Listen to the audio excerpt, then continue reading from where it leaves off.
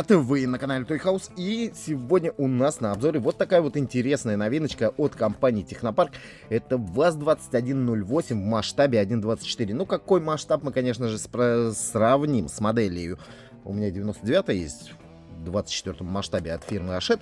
Мы сравним их и посмотрим, отличаются они и либо прям одинаковые. Где купил, за сколько, все расскажу в видосе, поэтому смотрите до конца. Данная модельчика у нас закручена 4 винтиками, и есть у нас здесь свет и звук, и вот стоит фишка, которая блокирует батарейки. Убираем ее сразу. Ну что ж, вот она, наша модельчика. Довольно аккуратная на первый взгляд. Следы клея имеются. Ну, как бы, это, можно сказать, не коллекционная модель все-таки. Это больше игрушка, поэтому привязываться особо здесь не будем. Хотя цена у нее не игрушечная, так сказать. Ну, большая модель, ладно. Зато открывается дверь и капот, да, где найдешь такую сейчас модель. Если только найдешь, это в масштабе 1.18, наверное. Хотя в 24-м тоже есть, но ценник там уже, ребят, дороговатый. Передняя часть у нас оптика пластиковая, какие-то кругляши идут на фарах непонятные. Зачем они здесь нужны, не знаю. Но в целом оптика так довольно симпотная. Ну, не симпотная, не могу сказать, что симпотно, так себе, если что сделано. Лада 2108 на номере у нас, соответственно. Это у нас, мне кажется, короткокрылая, так сказать, ВАЗ-2108, потому что еще есть длиннокрылые, были. Ну, они и есть, сейчас чуть подлиннее крыло. Здесь, мне кажется, короткое крыло. Если я ошибаюсь, можете поправить меня в комментарии. Кстати, благодаря своим подписчикам я узнал об этой модели и приобрел. Они писали мне в моем телеграм-канале, так что подписывайтесь туда, можете тоже писать свои пожелания, общаться, там тематика, масштабные модели. У кого какие есть, все это делится и рассказывают мои подписчики. На задней части, здесь оптика более поинтереснее сделана. Хотя, как поинтереснее. Например, поворотники у нас просто окрасили вот таким оранжевым цветом, хотя можно было сделать здесь пластик, да. Спутник 1500 написано, декалечка, да, и Лада. Соответственно, открывается багажник, открывается полочка. Обалдеть, посмотрите. Полочка подвижная. Надеюсь, сиденья тоже будут подвижны. Ну и давайте... Не снял с сигнализации, извиняюсь, ребят. Сиденья у нас неподвижные, глухие стоят, а могли бы сделать такие подвижные, как, в принципе, у настоящей ВАЗ-2108. Салон, в принципе, неплохо сделан, довольно-таки реалистично. Единственная ручка переключения коробки передач короткая, а так в целом довольно-таки похоже. И давайте с этой стороны откроем. Руль. Приборочки там как таковой нету. Ну, в смысле, ничего не раскрашено, ничего не сделано. Руль у нас статичный.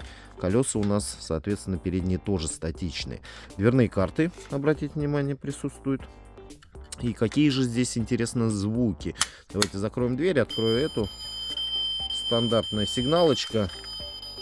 Это, видите, такие пипки получились на фарах, потому что это светодиоды стоят.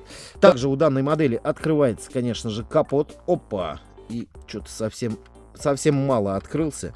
Ну и давайте под капотом мы посмотрим, что у нас здесь. Пламенный мотор, так сказать. Как же вам его показать-то? В общем, видите, да? Проработочка небольшая, как бы, но присутствует. Ну что ж, давайте сравним теперь данную модель. Нет, мы не сравним, мы еще посмотрим сейчас на днище данной модели. И, соответственно, вот колеса меня смущают. Резиновые покрышки здесь одеты, но диски, мне кажется, не похожи. И они, видите, колеса пустотелые идут. Как бы вот как-то так. Ну что ж, снизу моделька у нас выглядит вот таким вот образом. Здесь у нас отсек для батареек, динамик, соответственно, есть. А это у нас здесь спрятался инерционный механизм. Кстати, на задней части его практически не видно. Если заглянуть на заднее сиденье, я не вижу его, вот честно. Его особо нет. И, кстати, снизу он не особо тоже выпирает. Я, кстати, вам не показал звуки у данной модели. Сейчас покажу. Есть у нас брызговики. Ну, они такие вот просто пластиковые. Выхлоп имитации. Тоже все на пластике сделано. В целом разбирается модель двумя болтами. Если будет желание у вас, то могу, конечно же, разобрать и показать в каком-нибудь видео, что там внутри. Есть такое желание? Пишите комментарий. Так, по звукам. Давайте звуки покажу вам. Нажимаем, соответственно, двери открываются, да, срабатывает сигнализация с одной стороны, соответственно, срабатывает с другой стороны. Кстати, капот как будто бы гнутый у меня немножечко. Ну ладно. И нажимаем на передние колеса. Заводится двигатель. Светятся передние фары.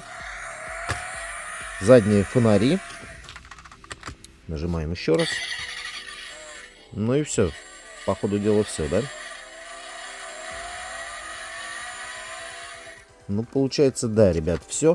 И инерционный механизм, я говорил, что есть у данной модели. Еще что здесь интересного, это зеркала сделаны вместе с дверями. Они из металла, поэтому не сломаются, ничего с ними не случится. Ну, в общем, смотрите сами, ребят. В целом, ну так, на первый взгляд вроде похоже. Но когда уже начинаешь более детально рассматривать, видишь, что данная восьмерочка у нас пошире все-таки. 99 идет. Колеса у нее также поболее идут. Видите, какой аккуратненький здесь диск. И здесь какой вот, ну, вроде как уже кто-то дома затюнинговал данную восьмерочку. Но в целом похоже, но не очень. Заднюю часть тоже можно сравнить, в принципе, потому что фары, задние фонари у них, у настоящих автомобилей одинаковые. Ну, видите, да?